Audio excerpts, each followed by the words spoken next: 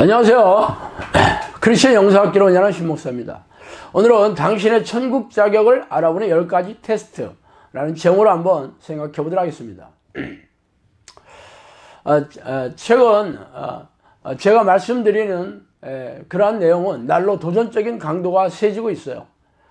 그전에도 저의 말투가 고분고분한 편은 아니었지만 날이 갈수록 날선 내용들이 많아지고 있죠. 그 이유는 성경에서 말씀하시는 하나님의 뜻과 우리네 교회에서 가르치는 내용이 천양지차이기 때문입니다.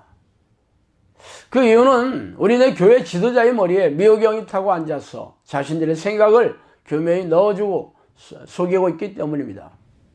그러나 저희 주장에 그런 귀를 기울이는 이들은 극소수이죠.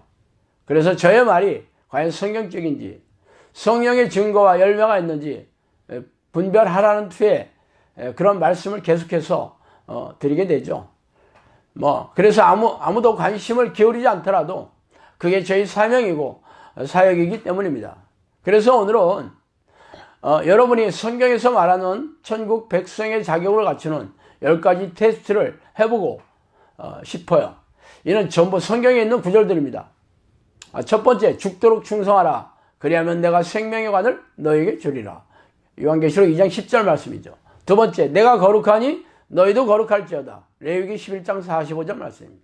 세 번째, 예수께서 이르시되 내 마음을 다하고 목숨을 다하고 뜻을 다하여 주 너희 하나님을 사랑하라 하셨으니 이것이 크고 첫째 되는 계명이요 둘째도 그와 같으니 내 이웃을 내 자신같이 사랑하라 하셨으니 이 두 계명이 온 율법과 선지자의 강령이니라. 마태복음 22장 37절에서 40절 말씀입니다. 네 번째, 그러므로 하늘에 계신 너희 아버지의 온전하신 같이 너희도 온전하라. 마태복음 5장 48절 말씀이죠. 다섯 번째, 또 간음하지 말라 하였다는 것을 너희가 들었으나 나는 너희에게 이르노니 음욕을 품고 여자를 보는 자마다 마음에 이미 간음하였느니라. 만일 내 오른쪽이 너로 실족하게 하거늘 빼어버리라. 내 백체 중 하나가 없어지고 온몸이 지옥에 던져지지 않는 것이 유익하며 또한 만일 내 오른손이 너로 실족하게 하거늘 찍어버리라. 내 백체 중 하나가 없어지고 온몸이 지옥에 던져지지 않는 것이 유익하니라.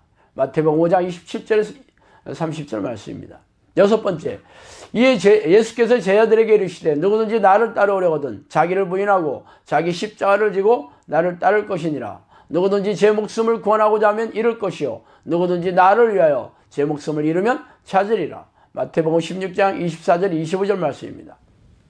일곱 번째, 너희는 이 세대를 본받지 말고 오직 마음을 새롭게 함으로 변화를 받아 하나님의 선하시고 기뻐하시고 온전하신 뜻이 무엇인지 분별하도록 하라.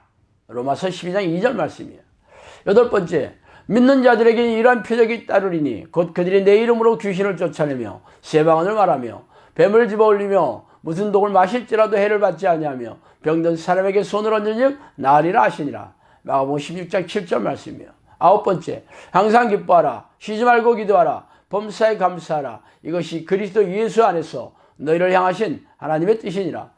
데살로니가전서 5장 16절에서 18절 말씀입니다. 마지막으로 열 번째, 진실로 진실로 내게 이르노니 사람이 물과 성령으로 나지 않으면 하나님의 나라에 들어갈 수 없느니라. 요한복음 3장 5절 말씀입니다. 여러분이 위에 하나님이 요구하시는 10가지 말씀 중에서 몇 가지를 실천하며 살고 계십니까? 솔직히 말해서 한 가지라도 흔쾌히 말할 수 있는 대목이 있으십니까? 하나님께서 영원한 천국에서 같이 살고 싶어하는 백성들은 대다수의 우리네 교인들이 행하는 것처럼 적당하게 신앙생활을 하는 이들이 결코 아닙니다. 그러나 여러분은 성경에 어떤 뜨악한 말씀이 있더라도 별로 괴이치 않고 살아가고 있죠. 왜 그런지 아십니까? 여러분이 이미 미혹유형에 미혹되어 있기 때문입니다. 성령께서는 저에게 이것인지 저것인지 알지 못하는 것이 미혹이라고 말씀하셨어요. 제가 제시하는 성경 구절을 보면 마음이 어두워지겠지만 교회에 나가서 담임 목사가 선포하는 덕담과 위로와 격려를 들으면 또다시 안심해하며 희낙낙해야 할 것입니다. 그러므로 우울증과 혁신증에 걸리지 않으려면 아예 성경을 열어보지 마세요. 성경을 읽다 보면 불면증과 공황장애에 시달릴지 모르기 때문입니다. 그래서 교회 마당만 밟으면서 세상의 즐거움을 탐닉하시기 바랍니다. 어차피 지옥에 던져지는 운명인 바에야 이 땅에 사는 동안에는 즐기면서 사는 게 낫지 않겠습니까? 그러나 저의 말을 들으면 불안과 두려움이 스멀스멀 덮치기 시작할 것입니다. 그러므로 지금까지의 신앙 방식을 갈아엎지 않으려면 더 이상 저의 말씀을 듣지 마세요. 그러나 심판대 앞에서 어떤 끔찍한 재앙의 선포가 떨어지더라도 놀라지 마시기 바랍니다. 여러분은 진리이신 하나님의 말씀보다 사람인 목사의 얘기를 더 믿었기 때문입니다. 다시 위에서 제가 제시한 10가지 테스트에서 여러분이 자신 있게 하고 있다는 항목이 하나라도 없다면 어떻게 해야 될 것입니까? 땅을 치고 통곡하면서 하나님께 불쌍히 여겨달라고 그렇게 해야 하지 않겠습니까? 자신이 할 수 있는 게 아무것도 없다는 것을 안다면 그렇게 해야 될 것입니다. 예수님은 마음이 가난한 사람이 복이 있으며 천국에 들어간다고 하셨으며 상하고 통회하는 마음을 멸시치 않겠다고 말씀하셨습니다. 또한 마음이 가난하고 심령에 통회하며 내 말을 듣고 떠는 그 사람을 내가 돌보시겠다고 하셨어요. 그러나 마음이 굳어져서 자신의 죄를 깨닫지 못하며 회개할 생각조차 없다면 여러분이 천국에 들어갈 확률은 결코 없습니다. 그러나 아쉽게도 대다수의 우리네 교인들은 죄를 밥 먹듯이 짓고 있으면서 회개하고 죄와 싸울 생각을 하지 않고 있으니 기가 막히는 일이죠. 그래서 예수님께서 재림주로 오실 때 이 땅에서 믿음을 보겠느냐며 불길한 예언을 하신 것도 이 때문입니다. 성령께서는 저에게 이 시대가 바로 노아의 시대와 같다고 하셨어요. 먹고 마시면서 장가들고 시집가면서 자신에게 끔찍한 홍수의 재앙이 시시각각 덮치는지 모르고 살아가던 그들처럼 말입니다.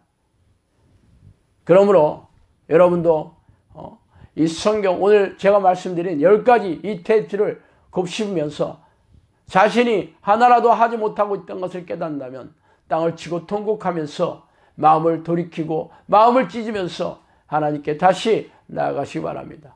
오늘은 여기까지 하겠습니다. 감사합니다.